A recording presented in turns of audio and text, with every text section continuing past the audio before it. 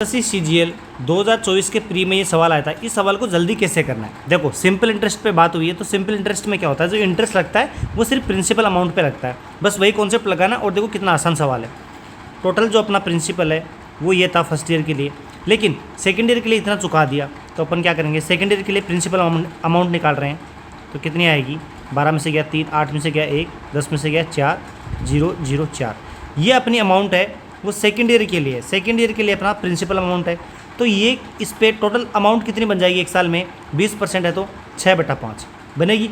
ये अमाउंट अपने को देनी है, प्लस अपने को पहले साल का इंटरेस्ट भी देना है। तो पहले साल का इंटरेस्ट क्या होगा, ये जो अपनी मेन प्रिंसिपल है उस पर कितना, 1/5। अब मैं क्या कर रहा हूँ, इस सवाल में मेरे पास टाइम नहीं है तो डिजिटल सम से करने की कोशिश करूँगा। तो इस ऑप्शन का जो डिजिटल सम है वो 5 आ रहा है, इसका 2 आ रहा है, इसका 8 आ रहा है और इसका 2 आ रहा है। ठीक है, 2 ऑप्शन का 2 2 आ रहा है। फिर भी मैं एक बार कैलकुलेशन करता हूँ। तो देखो ये 5 है तो ऊपर गुणा 2 कर दो, ये नीचे 5 है तो ऊपर 2 गुणा कर दो। 4 4 8 और 1 9, यहाँ 3 और 6 18। मतलब बात ये है कि इधर 9 आ गया अपने पास डिजिटल सम, प्लस इधर क्या आएगा, 4 2 6 2 8, 9 चला गया तो 10, यहाँ 1 गुणा 2, इधर से 2 आ गया।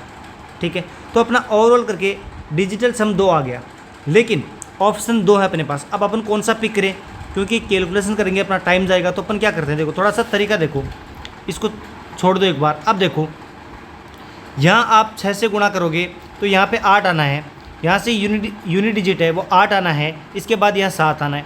इधर से क्या है 9 और 2, यहाँ 2 है इधर 9 है, तो इसको जोड़ो 0 और 16, 16 का 6 और 1 7। तो आपको दिख रहा है कि लास्ट में 7 0 आना है। फिर इसमें अपन 5 का भाग देंगे तो आपको दिख रहा है कि 7 में जब 5 का भाग देंगे तो कंप्लीट तो जाएगा नहीं, तो 2 बच जाएगा। तो 2 और 0 4, तो लास्ट में जो 4 आ रहा है जिस ऑप्शन में वही अपना आंसर है।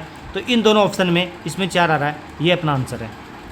तो आप ऐसे अपनी जो कैलकुलेशन है उसको सॉर्ट कर सकते हो डिजिटल सम से। बहुत सारे तरीके हैं, बहुत जुगाड़ होते हैं, पूरी कैलकुलेशन करने की कोई ज़रूरत नहीं है। आपको ऐसे छोटे तरीके सीखने के लिए आप मेरी प्रैक्टिस क्लासेस देख सकते हो।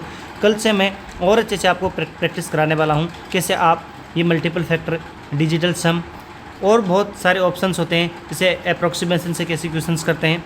तो बहुत सारी चीज़ें मैं आपको बता रहा हूँ प्रैक्टिस सेशंस में।